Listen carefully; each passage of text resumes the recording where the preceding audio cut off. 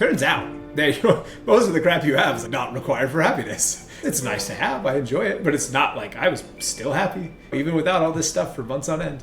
And I think people who have those experiences realize like it's this, you don't need stuff to be happy, therefore the excess income isn't really tied to your happiness unless you tightly couple it with your identity.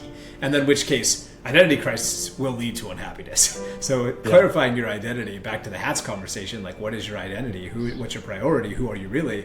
Then that's more of a happiness problem than it is an income problem.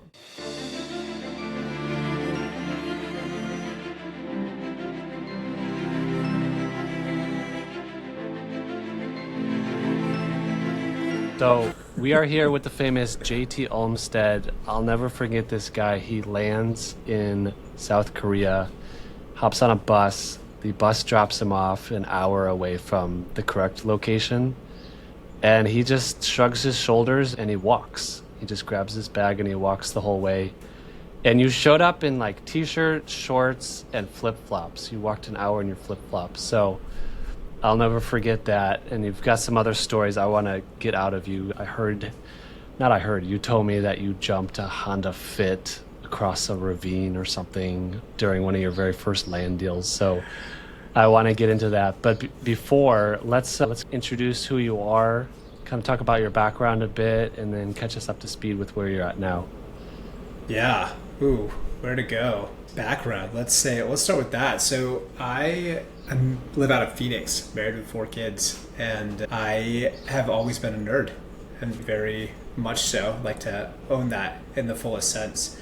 And so my first career was naturally in computers. I was like, yes, let's do this. In the beginning, I thought I hated programming, so I was like, I can't be a programmer. That's not an option. So I was like, what else can I do in tech that would be interesting? Stumbled across network engineering and really got into that. So my first career, effectively, the first probably, I guess you could call it 8 to 9 years, was all about computer networking. Learned a ton about networking. I've probably forgotten more at this point than I knew. But it's amazing how much random stuff about computer networking there is to know, and that's, I guess, why it's an entire industry. But I really loved it until I was like, I'm just not excited about doing this anymore. And that was right about the time that I came across land as an investment vehicle, and I thought it was just going to be that. Passive. I was like, hey, I can just put money into land and then more money comes out and it's this magical slot machine. Yeah. It turns out that's not actually how it works. And I was tricked into starting a business. Yeah. And by the time I realized it was too late. I'd already quit my job and I was like, sweet, I guess I'm going to make this work now. You're making it work really well. I've seen some of under the hood type stuff you're doing, and you've got all kinds of fancy algorithms that are like, you showed me in Korea, you had a real-time spreadsheet of price changes or something, and I remember being really impressed. What year did you get into land? I started in 2018. Okay. So you're on your 7th year? Yeah, exactly. Yep, we're our 7th year now. So you've been flipping land, you've been doing some subdivides. You're one of the few guys I know that does pretty ballsy, like massive levels of blind offers. The rocket print, the print house has to shut down for 2 days whenever you're ready to send a mailer. They just have to reserve all their printers for you. So I think that's really impressive.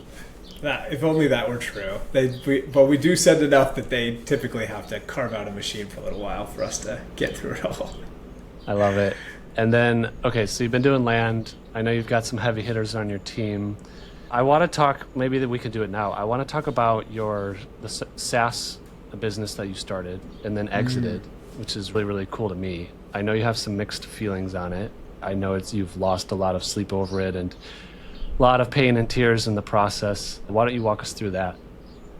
Yeah, there's lots of lessons learned there. While I was running the land business, it became clear to me that there's a hole in the software side of land when it came to like really managing your note portfolio. I was unhappy with the solutions that existed at the time, and when I went looking, the only options I could find that were legitimate, that like actually seemed to do a good job, operated well, did good calculations, all that stuff, were so expensive that you basically had to be like either a massive organization or you had to have like run for other people. You had to have like your own like note management company, right? And so I was like, man, I don't want to pay a gazillion dollars a month for it, but I also am not, this is not good enough. Like the only options that are affordable are they just all suck. And I very naively said, I'm just going to start my own thing. And this was a combination of a few things at the time. One being that it had been like probably 2 or 3 years since I had left tech, and I was really starting to miss some aspects of working in tech. I really do enjoy technology. And so I was like, man, I really wish I got this itch. Like, I'm just going to learn. And I had been spending some time on the side, just like learning programming languages and brushing up on some stuff. And I was like, I think I could do this. This would be a good project. Let's just build this out. It'll take a few months and I'll have a working prototype and we'll go from there. And boy, was I wrong. Like it took like, by the time I was able to launch, it was like 18 months later and I had hired 2 full-time developers and it was like a long process to realize, oh, wow, there's a lot more to this than I thought. I see how we got here. And this is just to build a very focused product. And so that ultimately led through this journey that lasted about 4 years until concluding in April a few months ago, and where I ultimately sold the product, really because what I was buying back at that point was focus. Because I realized what I lost through those 4 years of effort was like a fraction of my performance, because I said, I'm going to carve off this much time consistently in energy and just focus, really being the key word, to be able to pour into my land businesses, and I poured it into the software business. And so I'm really proud of what we built. And I'm glad that it has legs to like having someone else now taking it over and carrying it on, right? I'm glad that we reached that level. But I also realize what it cost me to do that, and like that it's soul crushing in a way. Yeah. So I want to get into like mental bandwidth questions, because let's say you devoted 4 hours. I don't know how much you work. Actually, I do, because I've seen you up at 6 a.m. working, and then I've seen you up at midnight as well. So let's say you're doing 12 hours a day and you reserve 6 hours a day for your tech business and then 6 hours a day for the land business. My belief is that it's not that each business is getting 50%. Each business is like getting 40%, and there's 20% just wasted in splitting your energy. Do you think in the same way? To an extent, yes. Like the way that I would characterize that is that people largely have a main thing. Even if you got multiple things, you have your favorite thing. And so maybe that changes, but like you've got the thing that you really think about the most, and it gets most of your time. But for anything that you're doing, there's this base level tasks where you're like, this is what's required just to keep things running and operating. But in order to make any given initiative thrive, it needs the stuff above that. You got to get above this floor of minimum expectations. And so it's the time you spend above the minimum operating work that really will define how successful, how well it grows, how profitable it is, all these things that really start to matter. Those happen above the floor, right? And so when you have too many things going on, sometimes nothing is growing. Now, at one point in my career, I had too many things happening a few years back, and I was like below the floor on everything because I just couldn't even get enough to get to the floor, let alone, and all of my businesses sucked. They all stagnated because I wasn't in them. And now, granted, that includes the fact that I have not like installed operators to push them forward themselves, like just as an FYI, make that clear, right? But given the state that I was in and my businesses were, since I was still the driver in all those businesses, none of them really made any progress. They all kind of just stalled out. That became clear very quickly, and so I divested a few things and got down to just the 2 again. But even with the 2, I was only able to push one or the other forward a little bit at any given time because I didn't have the energy to push them both forward in the way they deserved. And that's what ultimately drove me to say I can no longer have this software as my number 2. I need to give it to someone so that they can make it their number 1, and I can just have one thing to focus on again. And then for the listeners, layman's speak, so his software is note servicing platform so when you sell a piece of land on owner financing, if you want to service that note in-house, you would go to his software. Remind me the name, because I know that the current name. Yeah, what was the Terra Notes. Terra Notes is the name of the platform. That's it now, yeah. So you can service the note through a third-party servicer. It's just more expensive. It's $25 a note. And then his solution was, hey, service your notes in-house for a fraction of the cost, and you've got your whole portfolio. And I know you spent a ton of time making sure it was compliant, because there's all kinds of laws to make sure that, I guess, note holders are staying compliant. And so I know that was a big thing for you guys early on. Yeah, I mean, there's when it comes to compliance, it's a very deep pool to wade into. So we do our best to help people stay compliant at a high level, but it's effectively impossible to stay compliant at a micro level. And so we say, hey, look, we're going to give you like best practices across the board and try and help you stay in the lane for that so you avoid trouble.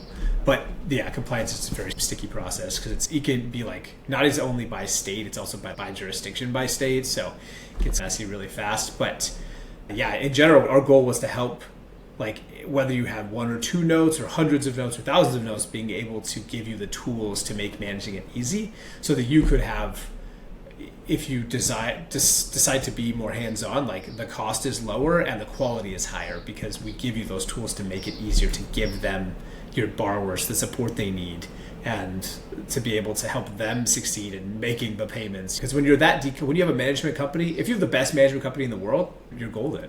But the reality is that the vast majority of them are not that good. So yeah, the quality of the servicing kind of goes down, and that's the exchange for abdicating it. When you hand it off to somebody else, you lose control of the quality of it. And so for people who wanted to maintain high quality or who wanted to lower the overall cost of doing so, like, the platform's a fantastic solution. And I know we use it. We have notes in-house and we use it as well. I don't go in and click buttons, but my assistant does, and she's enjoyed that. Okay, so to catch up to speed with where you're at now, you exited the SaaS company a few months ago. Now you're focused 100% on your land business. How are you feeling now? Are you feeling a revigor? Are you feeling rejuvenated, reborn? What is that like? Yeah, in a big way. I think that the mental space, that like margin we were talking about above the floor, like that is what I feel like I've really recaptured by finally eliminating all these things off my plate and saying, okay, this is what I'm going to do. And there were several other aspects of my life I trimmed back as well at the same time, saying I just need to spend less time in all these other things and more time on the stuff that like really matters for the business and for life, like just capturing all that time back and allocating it better. And so I'm really feeling the space because of that. And the space is like liberating in a way to say, oh, I can really dive deep and solve hard problems that we're facing and come up with good solutions and move us forward. And there's sometimes that's technological because I really like that. Sometimes it's like personnel, sometimes it's whatever it is we need to solve at the time. It allows me to really put all of my time and mental energy into one problem and make it happen. So that's been really good. And at the same time, it also is allowing me to step back and say, is what I'm doing the right thing? Like, should I be doing something else? Am I just like continuing on a path right now? Or should I actually be veering left or veering right? What am I supposed to be doing right now? And so giving that space to think and pray and like just ponder on stuff like is huge, because then it gives me the room to really see a better, like a broader vision of where we could be going, where we should be going. And where before it was like, felt more like blinders. We just had to I only had enough energy to barrel forward, not alone to stop and figure it out. What you did is what I did couple of years ago, where I had two businesses that were going well. One was my flipping business, one was the funding business. And I just realized that if I wanted to get really good at one, I need to cut the other. So I sold the land flipping business. And I also noticed just my performance. I went from a B-level performer just to A-level overnight almost, just because you have so much mental space to chew through problems and really, you just have that creativity. There's a guy I follow on social media. He's called the Corner Office. Corner it's his last name. It's spelled with a K. And he owns 17 boring businesses, anything from lawn care to laundromats. And I always wonder about those people who have a ton of businesses and how they make it work. Because I'm in the mindset is, especially for men, we tend to just be really good at going deep at one thing. Is it possible to have all those businesses and still operate at a high level? And if so, how are these people doing it? My guess is the answer is hire high-level talent that's paid well, that drives that business forward. But does it have to be binary? Do we have to choose? Or is there some space for us to dabble in multiple income streams? I think what you're talking about is really comes down to just like a lifestyle choice, right? It's what do you want? You could make millions of dollars a year running 12 businesses. Like some people are very capable of that. Those same people, either they don't want to, or maybe they're not capable of choosing one business and making tens of millions of dollars a year. Yeah. And that's okay. If you don't care about making tens of millions or hundreds of millions of dollars a year, then it's like you don't have to choose one thing. Do whatever you want. Like you could buy, have 12 things. Great. Go at it. But I'm of the opinion that having one thing to focus on is the fastest, most direct path to outsized success. Yeah. That's what I think. I can't imagine how splitting your focus across multiple things is ever going to lead almost anyone to better performance than putting that same level of commitment and energy into a single thing. Yeah, except maybe one caveat is if those businesses are all synergistic with each other, where one like a coaching business in the land space brings in leads to fund deals or whatever. I could see that, but yeah, I would agree for the most part. I think that I hear what you're saying. I will also say that I think synergy is an excuse most of the time that people use in that scenario. Okay. They'll be like, I have synergistic businesses, and they'll be like, oh yeah, totally. Yeah. it's synergistic. I get it. Yeah. Like it's still, I'm still buying it. Like, yeah. Now that being said, it may be that the true business is funding, let's say as an example, and that coaching is just the lead source for funding, right? It's that your goal is not to have a really good coaching business. Your goal is to create leads for your funding business. And then you treat it as such. It's 100% geared towards lead generation, not killer coaching.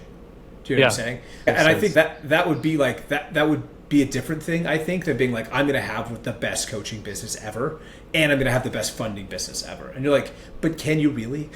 Can you have both of those things?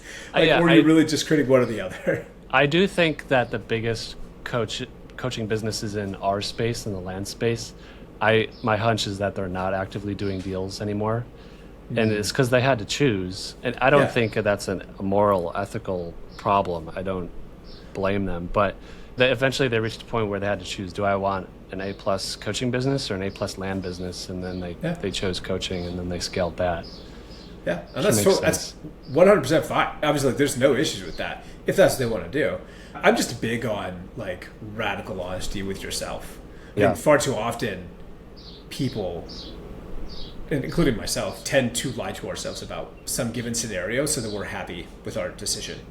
Instead of calling spade, we're like, yeah, see, but I was really just creating synergy. That's why I started the 7th business. The real synergy started with business 7. And you're like, but really? Is that actually what happened here? Or do you just see new shiny thing that we had to do? I was like, but it was such a good opportunity, I couldn't pass it up. I just finished, so I think you knew I was on this crazy 70-hour, 5,000-mile road trip. And on the last day, I did a few podcasts geared towards pastors. And he was saying that pastors, it's absolutely critical for them to have a peer outside of their stakeholders that can give them authentic feedback. Because anyone in their congregation, anyone that's on payroll, is going to give biased feedback, right? Yeah. And so it's the same for us as business leaders, where you need peers who have no stake in your success to give you real feedback and help identify blind spots you have. Because a lot of us, you get blinders on and you go down this rabbit hole of chasing something when in reality it may be a huge distraction.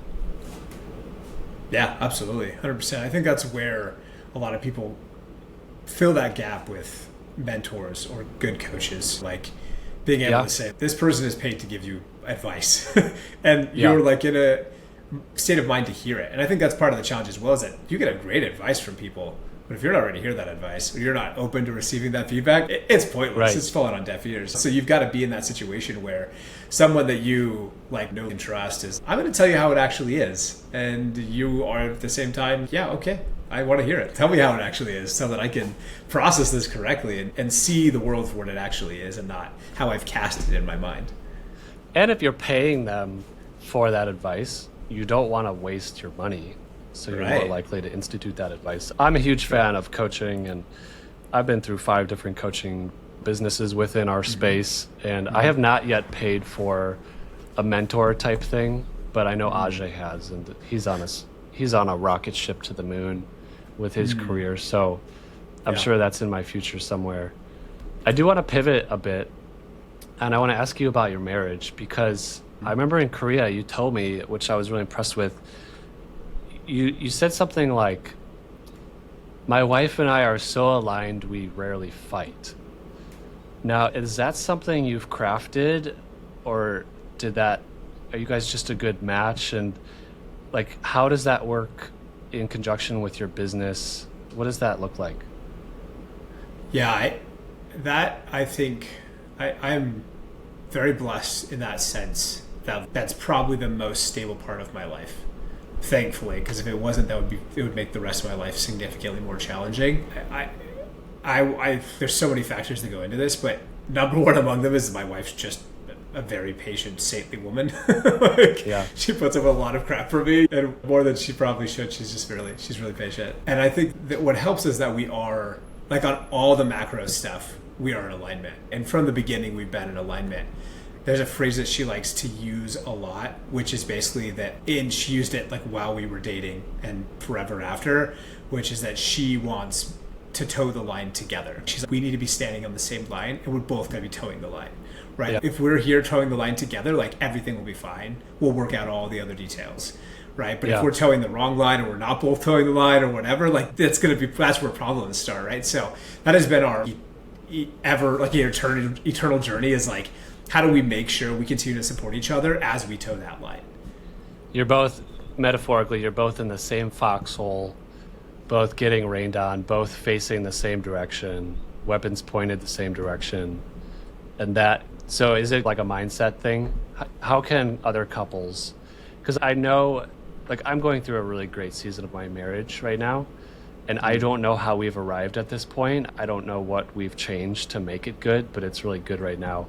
Is there any kind of like practical advice you have for, let's say one of the spouses is starting their business, the other spouse, let's say they either have a W-2 or they're at home, and there's just friction, right? There's that uncomfortable season when the spouse that starts the business hasn't made money yet, but they're busy all the time, and the other spouse doesn't really truly believe in the business model. How did you guys get past that? Going back to the last part of the question, like, my wife and I have always done our best to understand and respect the role that each of us are playing at the time we're playing it, and how that role serves the greater whole. And thankfully, we both have been able to play the role we wanted to play, while we're very rarely forced into a role we don't want to be in. And so by keeping that, like, individual alignment where we want to be, and collective alignment where the family needs us to be, like, that takes a lot of stress off. My wife she loves being at home and working on the things that she does and working with the kids. Now, does it drive her up a wall sometimes? Absolutely. It drives me up a wall. But that at the high level, that's what she wants. She wants to be there. And because she wants to be there, being up a wall occasionally is fine. And I like solving the problems that I do for the family financially or in other aspects of our engagement. But we also try and continually step back and acknowledge, what role are we playing? What is our primary role, right? Because we're all wearing hats, nonstop, constant hats. And so these nonstop, constant hats, they result in, like, us having to switch back and forth regularly. And so this, like, continual switching means that, like, we have to decide which hat's the main hat, right? And as long as we're in agreement, what's the hat priority almost? Like, what's the number one hat? And establishing the number one hat, I think, is the most important part. And by establishing this number one hat, it allows us to say, specialize.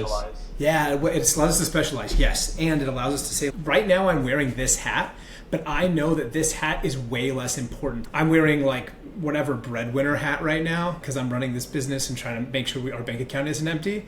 But I understand that hat is not nearly as important as, like, my father hat or my husband hat or my son of God hat, right? I've got all these other hats that are more important than this other hat. So when things come into conflict, I just have to stop and say, like, where's the priority? Is this the most important hat, or are there hats more important than this that I'm getting, and I'm allowing this hat to be the most important hat, but it's actually not. It's not the most important role that I'm fulfilling. There are other more important roles in my life. So like, even when I think this is the most important hat, because right in the moment it feels like that, it's not actually the case. And by being able to step back and recognize that, you say, I'm going to take this hat off and put it down for now, because it's not as critical as the other ones I need to be serving in the moment. And it's so hard to do that emotionally, but as we can like practice that I think is where it gets a lot easier to make the right decision. And like giving the thing that my wife models for me really well, and I just have to try and copy as best I can, is having the patience and grace to recognize like, they just have the wrong hat on right now. I'm really distracted in this thing that's really not important, but it feels really important. And she'll just give me the space to work through that, knowing that, and like guiding me back to the part where I'm like, is that like the most important thing right now? It's like, that is the most important thing for you to serve. No, it's really not. And as she like helps me get back there, and sometimes I help her get back there, it's like, this is not it. Like, it's okay. I can take the hat off and put the more important hat on. It's more important to be the dad. It's more important to be the husband right now than it is to be the guy who's worried about this land deal going south. Do you think it's possible to wear like a blended hat where you're a business leader and a father at the same time?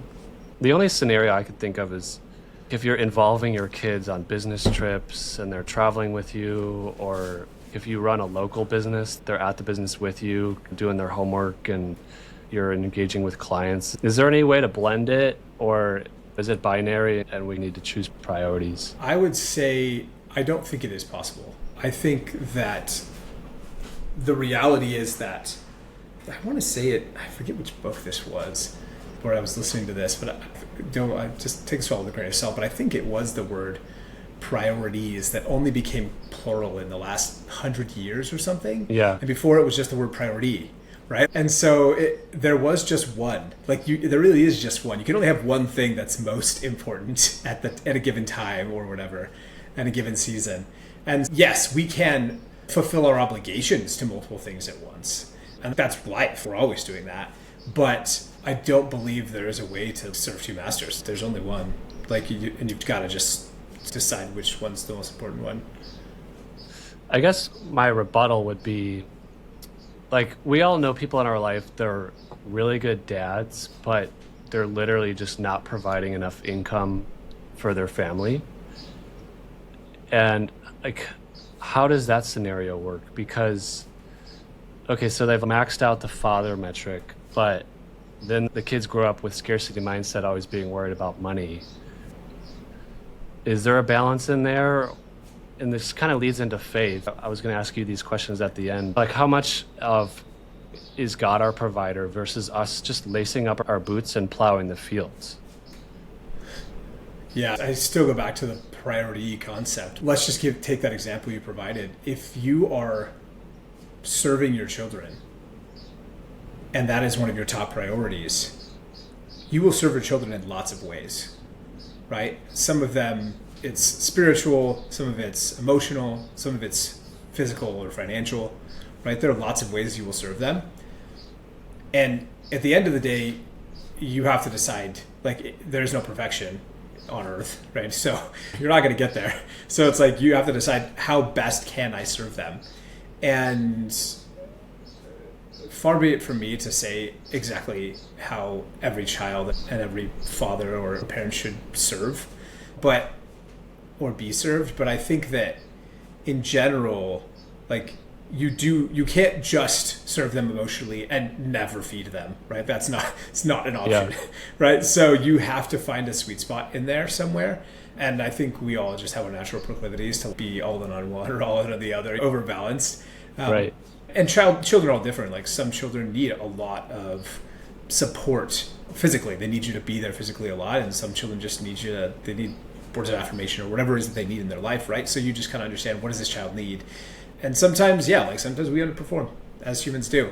And like, we really probably should have worked a little bit harder to financially provide so that they could have had a more stable life, because that was actually being a very negative impact in their life. Even though you were doing your best in other aspects, like, it was being dragged down by this one really terrible part of it. And you just have to decide, like, where am I going to invest my time, energy, right, to provide for these needs on all these different levels, right? Because it's never going to be all of them. So you just have to continually play this game. It's a balancing act right? Since there is no perfect balance and balance shifts all the time, you're just like, hey, what do they need now? And yeah, like people miss the ball. I miss the ball, right? So I probably should be spending more time at home with the kids. Maybe we have enough money right now. Maybe I should be more focused on that. And so it's like, where's that sweet spot? Yeah. Sometimes I think about, okay, you know the story in the Bible when the disciples needed to pay their taxes, and then Jesus is like, hey, go look in the fish's mouth. There's a coin in there. Yeah. So that's an example of like supernatural provision, right? The disciples, maybe they like messed up their accounting and like it was their mistake, right? Do you think there's a point at which we can make enough dumb mistakes that God stops providing and I guess lets us learn a hard lesson? I think it's the exact same relationship we just talked about, but executed perfectly, right? So as the children of God, like he's going to look at us and say, what does this child need? Do they need to learn the hard way? Do they just need to go through a hard season? Do they need a really hard moment to change? Do they need it really easy for a little while? You know what I'm saying? For them to recognize they have it easy, or that recognize my hand. Like the Lord just perfectly understands what we need. Whereas like we imperfectly try and take care of our children, he perfectly takes care of us. And so sometimes we will individually fight him on it, thinking we know what actually needs to happen. But at the end of the day, he knows exactly what needs to happen. And he will do his best to guide us despite us like messing it up along the way, right? As we like try to imperfectly stumble our way through life. He is perfectly around us trying to engineer our success if we don't blunder into the wall. And so, yeah, that's, I think, the great example of him being like, hey, if they need this or they don't need that, and we are simply trying to do our best to figure it out. Yeah. And I think so. Honestly, I think that's where the greatest pursuits of life is, like bringing our will in alignment with God's will 100%.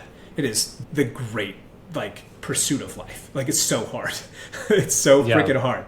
But being able to do that is what ultimately will bring us the happiness and success and peace that we seek in life, is bringing that in our will fully in alignment with his. I guess another rabbit trail is, okay, what is God's will? And maybe it's the first two commandments: love your God with all your heart and love your neighbor. And then there's a whole theology on how to do that. Yesterday I was in my cold plunge and I had the door. So the cold plunge is next door in the laundry room. I had the door open and I'm sitting in there and I can see this really tall tree from where I sit in the cold plunge. And it's like a 5-6 story tall pine tree. And there's owls that live in it. There's hawks that live in it. It creates pine cones for the squirrels to eat. It creates shade. It cleans the air, right? And I was praying and I'm like, Lord, may we be like that tree. May we provide shade to the sojourner and food to the refugee. And I was like this huge eloquent prayer, and the Lord was like, I'm the tree. And it was just humbling because we like to think that we're the tree and we're not. We're just the squirrel that's eating the nuts that drop from it. That's very true. And even the squirrel plays their part, right? Like they're working the nuts, and then their byproduct serves another part of the life. But it's just, sometimes we see ourselves as the tree. We're actually the squirrel, 100%. Yeah. Or even just the ants on the ground or something. That's right. Hey, I want to pivot a little bit, get into some war stories. Why don't you tell us? So I remember one of your first deals you bought for 10 grand. You bought a parcel from a hospital in Nevada, I think. And then you like sold it for 110. Was that your first break your brain kind of moment where you're like, man, I just made an annual income in one deal? What was that like? Yeah, that actually was a deal that came a little bit later in my career after a few years. It was a deal that I funded for someone else that I knew. They brought the deal to me and it just ended up being an absolutely killer deal. It took 18 months to negotiate back and forth through COVID with this, because we needed the hospital board's approval and it was a whole thing. So it took a very long time to get done. They wanted all kinds of stuff. We had to get like insurance for us they were like, oh, you have to carry insurance while you're doing the due diligence. And we just had to jump through all these hoops, but we knew on the other side was this like massive payday. So we were like, all right, just do whatever they want to get this deal done. Yeah. And we ended up buying several properties from them, 3 or 4 different ones, in 3 or 4 different states, which is why they sold to us, because they wanted one closing across like 4 states. So we had to figure out how to make that happen and get everything in line for them. It was a fascinating project, and it was very lucrative. But yeah, it was like probably 3-4 years into my process. Yeah. Okay. And then tell me the war story on, I remember you said one of your first deals, you're in the middle of Arizona and you're in this tiny car going down this dirt trail, and somehow you're going way too fast and all of a sudden you're airborne, flying through the air. What's that story? Yeah, the very first deal I ever did in land, this was like summer 2018. I sent out a bunch of ugly postcards. I got a response back, and this guy said, oh yeah, I own 13 properties in Arizona. And I was like, oh. He's like, yeah, I'll sell them to you. Make me an offer. And I was like, okay, give me the list. So he sends me the list, and I proceed to look them up on the map. And then over the course of 2 weekends, I drive to every single property and walk it and take pictures and look at all of them. And most of them are just absolute trash. But while I'm going through this process, in the second weekend I did it, I am driving my wife's Toyota Yaris. Okay. And this Toyota Yaris is like her pride and joy. She bought it brand new with her like college job money as like the first thing she ever owned. And I'm like, it'll be fine. I'm going to take it into the desert. So I'm driving we're like in the desert between Phoenix and like California. We're like way out in the boonies. I get off the interstate and I'm like, just drive. And finally, I get to this property, and the property is 160 acres, and it's a long rectangle. So I get off this dirt road, and I pull onto this road that runs along the south side of the property, and I start driving on this road, and about halfway down this road, I realize it's getting really soft. It's really like sandy, and I'm like, if I stop, I might not be able to get going again. I was really concerned. So I had a little bit of experience driving in sand, and I was like, I'm like cutting left and right, trying to keep stuff going, and I was like, ugh. Okay, so I'd like rev it up a little bit and make it all the way through this sand pit to the backside, and it firms up on the backside, and I check out the property, and I'm like, okay. And I realized I can't go back that way. Like, I think it's a little too dicey. And I know there's an alternate road that goes another way. And it looked a little bit longer. I was like, more circuitous. And I was like, okay, let's just try that. So I go south, and I'm heading south out of there. And I'm driving through bushes, scratching the crap out of this car. And I'm like, my wife's going to kill me. So I'm driving through this bush, and I make it out all the way out to the road. And there's this frontage road that runs along the interstate. And so I'm like, okay. I'm on this dirt frontage road. And so I'm heading back towards the exit that I got off originally. I'm kind of making a big loop at this point. As I'm barreling down this frontage road, I'm just looking ahead, and I look up and I realize that the road just ends. It just stops. And I'm like, and at that moment I'm moving too fast, and it's all loose gravel. And I'm like, there's no stopping on this thing. Not that fast. And so I had a choice. I either had to slam on the brakes and just see what happened if I could stop, and I was pretty sure I couldn't, or I had to gun it. And I was like, I'm going to gun it. So I slammed on the gas to try and clear this. And I think actually I tell myself that that was the good call, because I cleared it just far enough that I jumped this. Basically, the road had completely washed out in a section. And so what should have been the backside of a hump was just nothing, and then the ground, right? Okay. And so we dropped like several feet. And so I got it over that, and I pushed the car. Now, instead of sliding and then just like nosediving in, and my car being stuck wheels up, I had enough velocity that I bounced the front of the car off the dirt, and then like just made it. And I hit the ground hard. Luckily, I don't know how, straight divine intervention, airbags did not deploy. Like, they totally should have deployed, but they did not. And I'm like, whew, because that would have made this a lot worse. But I bounced the car, gotta keep going, and I'm like, what the heck? I pull off, I get the car's like still moving. I can't get it out of drive. It's stuck in drive, like it won't do anything else. And I was like, well, that's not good. So but we're slowed down. So I'm like, it'll be fine. I jump out of the car, still drive. And the bumper is pretty much fallen off. And so I just tear the rest of it off and throw it off to the side. And the radiator, instead of being flat, is like at a 90-degree angle. Yeah. And I'm like, oh, that's not good. And I'm like, the car's still running. Got that going for me. Again, divine intervention. I drive it the rest of the way out of the desert to the exit, pull off to the side. As I pull off to the side, there's this concrete pad where, I don't know, gas station used to be or something. I stop, and as I stop for a moment, hold the brakes, and I stop, the car dies. Yeah. Never to be resurrected again. It died right there at the exit. And I was like, fantastic. At least I'm back in cell range. And people can find me. So then I call up, like, my parents live in town, so I just called them, and they brought a trailer out. We pushed this car onto the trailer. Trailer's not equipped to handle this car. We drive it all the way back into town. And then I proceeded to grab my other car and finish the loop, because I had to see all the properties in one day. Yeah. So I took off for the rest of them. But it was wild. Like, it was a very interesting way to do it. Now, thankfully, I made, I don't know, $70,000 on that deal, so I could buy a new car. But it was like... good heavens. Like, I sure hope this deal works out, because if it doesn't, I'd buy a new car. How did you tell your wife? Like, what's the first line? Did you rehearse the first line out of your mouth? I can't remember how I played that. I took some pictures, and I don't know if I texted her a picture with no context, or if I started really dramatically. I was in a car wreck, so the emotions start up here, and then I'm like, but I'm fine, and they come down a little bit. I can't remember how I worked that out, but it worked out okay at the end of the day. She was she was not very happy about it, but luckily I was like, I will buy you a new car, I promise. We'll buy a brand new one, totally different car, and obviously new for us is used, but it was new to us, and it was good. And we still have it, actually. My craziest story, I don't think I've told this on the podcast yet. I had a Lexus CT200H. It's basically a Prius drivetrain with a Lexus skin on it. At the time, they retailed for $30,000. And on Father's Day, I left at 5 a.m. from Kansas City, drove 4 hours to southern Missouri, and I come up to the property. I knew exactly where I was at. And the whole way there, I'm on this super sketch. It's basically a logging trail, the type of trail you'd only take a four-wheel drive truck on.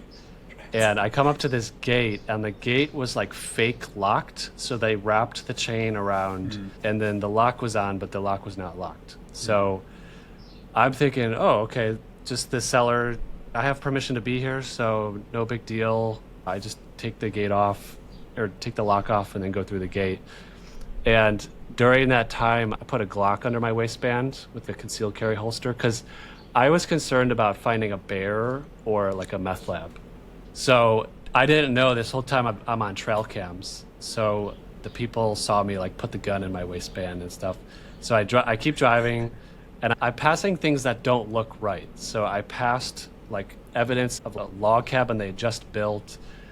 I'm passing four-wheelers, like recent logging activity. There's clearly somebody is using this on a regular basis. And I thought, this is odd because the seller is in Wisconsin. He told me he hasn't been there in decades. And so I'm taking pictures of all this activity to show him like, hey, there's people on your land kind of thing. So I get out to the property. It was way in the back. I parked the car. I drove the car as far as I could without getting stuck. I park it, and then I just walk the rest of the way. I walk the property. This is all southern Missouri, Ozarks forested kind of land. Walk the property, nothing special. And on my way back, I hear engines running and I hear people talking. And so I clear the bushes and I'm walking down, and there's like an 18-year-old holding an AR-15. There's a married couple in their 30s that looked very angry, and there's a state trooper. And so immediately I'm like, okay, there's not gonna be a gunfight because there's a state trooper here. So I pull up and I'm all friendly because I could tell like I was the one in trouble. So I walk up and basically they're like, you're trespassing, who are you? We've ought to run your plates. Why are you coming from Kansas City? And turns out that the seller from Wisconsin already sold the land, and he was hoping I would close outside of escrow and he'd do a little fraudulent double sale. And so I was trespassing. I didn't even know it. But once I told them the story, they knew the guy because they bought it from him. And so they called him up and he played dumb. Oh, sorry, I forgot I sold it or something. And then I'm like, okay, I have a gun in my waistband. How do I get this into my car without the cops seeing? So he took my ID, he ran my ID, and then when he turned around, I took it out of my pants, put it in my car. And then I realized I'm covered in ticks. I have 20 to 30 ticks on me. And then once they realized, hey, this guy's he wasn't trespassing on purpose. He's a veteran. He like drove this really dinky car impressively off road. Then they turn nice all of a sudden. They're like giving me bug spray to get the ticks off, and it ended up being a good experience. But that's probably the weirdest thing I've experienced in my business. That's wild. Yeah, that's it. It's amazing how the land business, when you actually get on the ground, lends itself to all kinds of opportunities for a good story. It's a very interesting business to be in for that way. I had a guy, I was selling a parcel in Arizona. I had a guy who he contacts me and he's, hey, I want to pay all cash and I want to come to your house. And I'm like, okay, cool. And so I put the Glock in my waistband. I have it hidden, and he was a tattoo artist that had tattoos all over his face, all over his body. And I thought, okay, he's laundering the money, or he got paid in cash and he doesn't want to pay taxes on it. He comes in, friendly guy. The neighbor texts me and he's, hey, this sketchy guy just entered your house. Are you okay with that? And then he counts out all the money. We sign the deed right there, and then he leaves. Very friendly experience. But it turns out later that he had a gun on him too. So we're both like armed to the teeth. Nobody got shot. But yeah, like I wouldn't take that kind of risk nowadays. I would have met the guy at a coffee shop or something. Yeah, maybe go to a bank, deposit the money. Yeah, that's true. He didn't want me. I think his thing was he didn't want the income reported, so he wanted to pay in cash so he could get rid of it. So he was like, hey, don't deposit all this at once. Such weird stories. Let's get into some questions. I don't think I sent this to you beforehand, and actually I'm wondering, I used to send this whole list of questions to guests beforehand, but I forgot to send them to Jesse Kwong. And then I realized that his answers were just much more authentic when he has to like think of his answers on the fly. So let me go through some of these. I feel like a lie we're told two lies. The first one is get good grades, go to good college, get a good job, then you'll be happy. Then the second one is once you're in the office job, it's then the second lie is either you get the corner office or you like become self-employed and start your own business, and then you'll be happy. Both of us have done that, and you've even exited a business. You have a very profitable land business.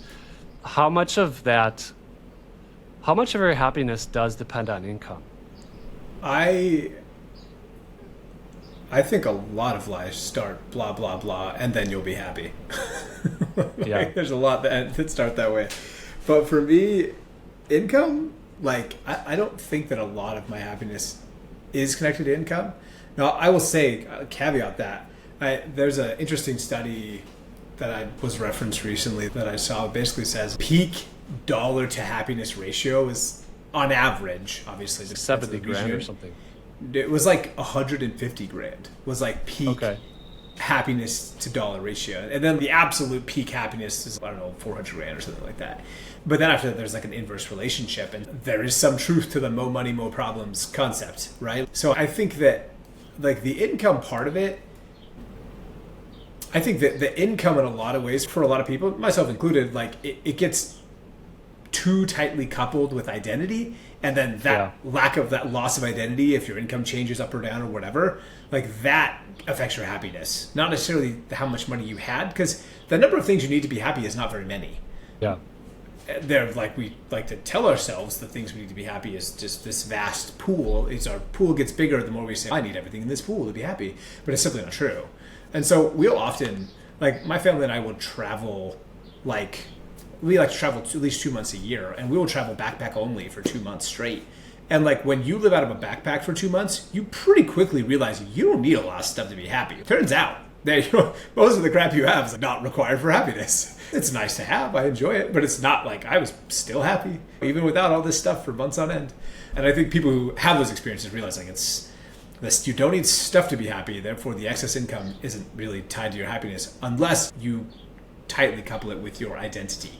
And then in which case, identity crisis will lead to unhappiness. So clarifying your identity, back to the hats conversation, like what is your identity? What's your priority? Who are you really? Then that's more of the happiness problem than it is an income problem. So can you game the system and once you're making 400 whatever a year, you just stop, you just take your foot off the gas and coast?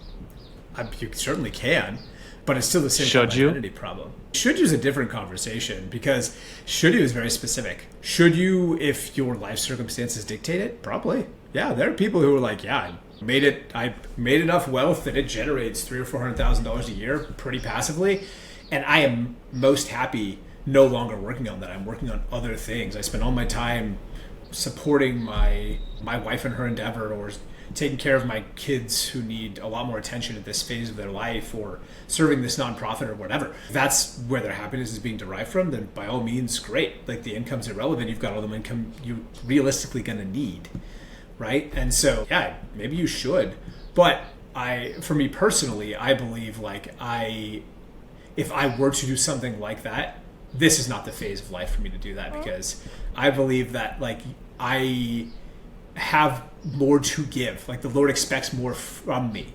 And so that if I were to short myself by not giving all that I can give, then that's where I would be unhappy. It's because I did not fill the measure of my creation, right? Like, I did not live up to my potential. That's where I would be unhappy. That identity is what would hurt me, is realizing like I could have been more, done more, served more, and I did not. I simply chose to opt out because of laziness or whatever. That is really the question that I have often going through my mind, is like, is this the right decision, like, for me now and for me like long term? And that's really comes back to like, how am I fulfilling like my potential here? I love it. We do have a star on the show. My daughter May is here. She's 7. May, you want to say hi? Hi. This is her first time on the podcast. Usually they're in school. So is there a point in our careers where we make a very specific pivot to serving others? Or the way I see it is, it should be at the same time.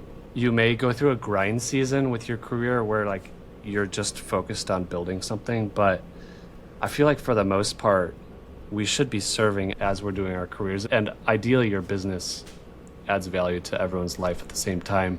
How do you see it? Yeah, I think service comes in a lot of forms, right? And so sometimes that the grind in a way is that service. You're like, if now is the right time to make those sacrifices so that you have the chance to have a greater impact, then awesome. If we're talking about Joseph in the Old Testament, right? It's like there's 7 years of plenty and famine. There had to be a lot of work going into that so that the service could happen on the back end, right? There's, I'm sure, a ton of grind during the good years so that on the lean years, there was enough to give, right? And so the service, it doesn't look the same at all times. Like, I think it just evolves. It evolves with who we are and what stage we're in and how old we are and what else we have going on in our life. There's so much to do and focus on that you just have to figure out, like, what is the thing I can do now to serve, right? What is that thing I should be doing now? And it will not look the same next year or even next month necessarily as it does today. You know what's interesting is I found in college, like I went through a big breakup in college where I thought I was going to marry a girl, and then we both realized it wasn't a good fit. And I just went through a pretty hard season, and I accidentally found out that a way to get out of your own like sadness and funk and grief is to serve others. And so I was like volunteering at homeless shelters and really just giving back, even though I didn't feel like it. You just show up anyways, and it like you're happier afterwards, and it just, the hope molecules in your brain are just through the roof. Yeah. One of my favorite phrases that I often will repeat to myself and sometimes to my children is that sacrifice brings forth the blessings of heaven, right? Like, that continual sacrifice, like this service, is just one of the greatest ways to bring those blessings forth. And they've actually done studies, and I don't think they isolated for correlation. This could just be causation, but they found that the more generous people are with their money, this was specifically on money, not time, the more generous they are, literally they get a return on that in future years. It was like for every dollar you give, you get $1.6 back within a 24-month period or something. And you could say, yeah, those people had an abundance, and so they were going to make more money anyways. But maybe the study, I didn't read it deeply, but maybe they did isolate for that variable and they were able to do a correlation kind of thing. But it's just interesting to think that you don't have to just be selfish with your time, where your time and your money. And then I think a flaw in thinking is where you spend the first 2/3 of your career building wealth, and then the last third you do the orphanages and stuff. I think it should be all at the same time. Yeah. I just don't know what that balance is. Yeah, and I also know that I can help people and make everyone's day 1% better just through my business. I was just on the phone with a buyer lead. We've got this problem dud property in Alabama that I'm actually selling myself. I'm receiving all the buyer leads. I did a diamond ad with land.com, and I just had a buyer lead call today, and it was so fulfilling. It was so good for my soul, and I just really enjoyed it. Yeah. Yeah, I think, the way you can serve it definitely varies. Yeah, 100%. All right, let's go through a few more. Okay, how are you with risk and challenge and excitement? Do you start new projects because you want to feel the risk and feel that adrenaline, or is your motivation for running a business just because you enjoy building those systems? What is it? What's the motivation for you? Not huge on risk. I like to say I only make bets I know I can win. I only make a bet if I'm confident I'm going to win this bet. Maybe I'm too confident sometimes. It's probably very much true. But unless I'm confident I'm going to win the bet, I don't want to make the bet. I'm not big on swinging for the fences in that way. I oftentimes, the feeling I have to fight that results in me doing distracting things like spinning up a new venture, side hustle, whatever, is that I see an opportunity and a problem to be solved, and I love solving problems. It's like my favorite thing. And I'm like, ooh, this is a solvable problem, and I can solve it. And if I do, all these people are going to benefit, including me. And so I just get all jazzed up about it. And that's what I have to resist. Work hard now more than ever to resist that feeling. I'm like, is this the problem I should be solving? Probably not. I should probably not solve that problem. It can just remain unsolved for now, and some other lucky soul will solve it. Yeah.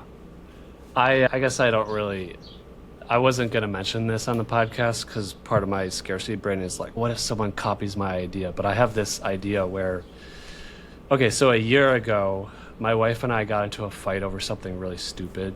It was so dumb. So I drove her car to the gym, and I got her seat all sweaty on the way back. And so she was super annoyed because she had asked me multiple times to not do that. But our cars were double parked, and I didn't feel like moving my car out.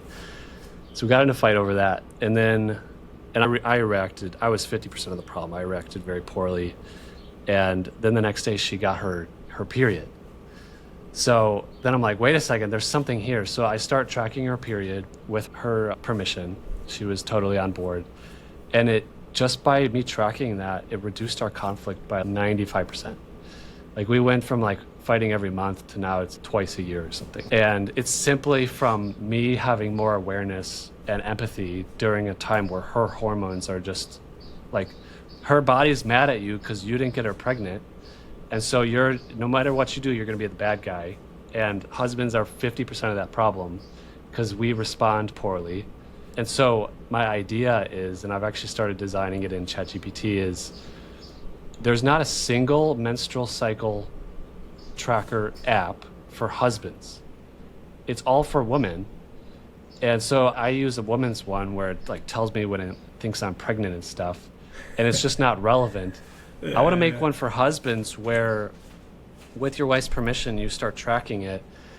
And then it just gives you helpful windows where it's hey, the next 48 hours, you're going to have more patience, maybe take the kids out for the day so she can rest. And then there's also hormonal windows I'm finding where between day 4 and 12 of her cycle, so basically the last half of the period and through ovulation, the estrogen is the highest, meaning if you want to have a difficult conversation, that is the best window to have it. And so this app will have these little windows where it's time to be really patient, good time for hard conversations if you want to have one. And so I'm trying to figure out if this is a shiny object or if this is just a fun weekend project. But either way, even if there's copycats that mimic this idea, I really don't care, because my slogan is going to be saving marriages 1 month at a time. And I'm just really excited about it. So I talked with Kevin Rockwood about it, and he said the same thing you did, where it's going to be way more work than you think it is to develop this app. It's going to be like 4 times harder than you think. Yeah. Would you do it if it's 10 times harder? That would be the question. Yeah. I think I love good ideas. I think they're fantastic. And I think, that kind of stuff can be extremely helpful in understanding how to communicate. And I think going back to your earlier question about marriage, like I think that's one of the core tenets of happy and thriving marriages is like just good communication. Just communicating all the time, over communicating sometimes, because it can be it's a legit skill to learn, but once you get it down, like everything gets a heck of a lot easier. Like I just think about how many bad like romance movies or any drama movie is, wow, this could totally be solved. They would just talk to each other. This whole thing would be gone. Like so many of them, because it's really it. Communicating. Just waiting for the right window to communicate. Yes, exactly. Right? That's quality communication. Being like, now is not the time. Like, she looks upset. I probably shouldn't ask her if I should take another trip this weekend. That's probably that time. Like, I should probably wait for that. Like, it's just knowing when to say it and how to ask, and it's just a lot. And it takes years. I'm on year 8 of my marriage. It took me like 6 years to figure out when the timing is good, and it's a journey, and our marriage gets better every single year. And I've just enjoyed seeing you. I probably see you 5 times a year, I feel like, and just comparing notes, and you've always been so encouraging. Hey, let's go through a couple more and then we'll wrap up. I'm trying to feel, I have a lot of questions here, but some of them aren't applicable to you. We talked about risk and challenge. Do you believe that it's possible to, I know this isn't one of your goals, but do you believe it's possible to build something really big, let's say 300 plus employees, 9 figures a year in revenue? Is that possible to build something without sacrificing quality time with family? Yes. But I think that comes down to timeline. So timeline meaning like wait till the kids are out of the house kind of thing? Potentially. Yeah, time is the problem. Could you do that over 75 years without sacrificing time? Absolutely. Problem is the entrepreneurs, we suck at that. We're being like, I'm not going to do it in 75 years. I'm going to do it in 4 because that's how it's going to be done. But why? Does it have to take 4? But what if you just waited till 12 years? Would that also be acceptable? Nope. Got to be done in 4. So that is what kills us, is that we think like, I want it now, today, right now. I can't wait. It has to happen. Okay, then you're going to have to sacrifice a bunch of stuff if you want it in 4, including your life. And so I think that's the reality for us, is like, and myself very much included, where it's like, if I was just more patient, I don't think those level of sacrifices would be required. But I suck at being patient. It's like a virtue. It's like a vice and a virtue at the same time. But so I think it's totally doable if you have patience. And then like comparison comes in where we compare ourselves to some 25-year-old who's scaled way faster than us. And there is a guy at our event in Denver just a few weeks ago that he's 24, he's got 10 employees, and he's making well into the 7 figures. And it's just, you just think, what was I doing at 24? And you start comparing, and it's just this unhealthy downward spiral you go into. Yes. Last question. Have you gone through a season where you've been bored in your business? When I say business, I mean the cash cow business that's just providing for your family. It works great. It's got momentum. Have you gotten bored, and has it felt like golden handcuffs? I would say in a small measure, yes. That's when I started the software company. I got bored. I was like, this money is too easy.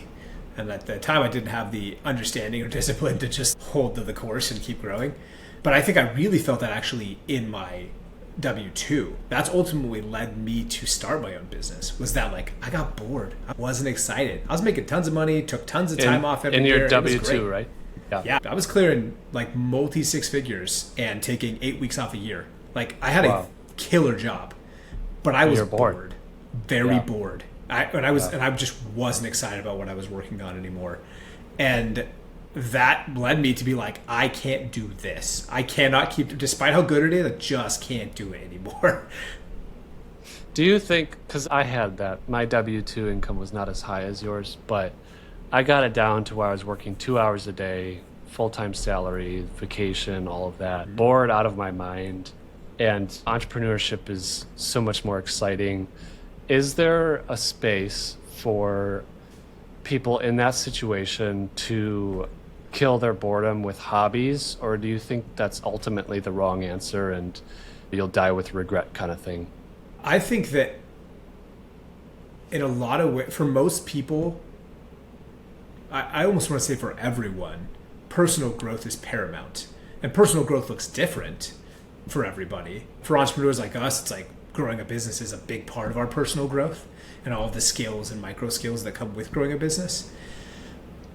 But that growth is what we by and large crave to some extent, I think, across the board. And so that craving like needs to be fulfilled effectively for like happiness and to occur. And so if that means you're working 2 hours a day, making a full-time living, and then you're like growing, maybe it's not a side business, maybe it's a hobby or a skill you're developing, but that personal growth is occurring there, that's a totally viable way to do it. But I think when it comes to entrepreneurs, we end up building side hustles that we want to turn into full hustles that drag us out of the W-2. But I think there are lots of ways to fill that personal growth quota, if you want to call it that. Yeah, I used to think 2 or 3 years ago, I used to think that the only path that is glorious and worth respecting is if you're a business owner on your own. And now I think there's plenty of people where the best fit is they stay in their cushy job. And like you said, they find other ways to grow. You don't have to like just set sail into the wild ocean and rough it on your own just because you're bored. That stability, the financial stability that a lot of upper middle class Americans have is really important for their kids, right?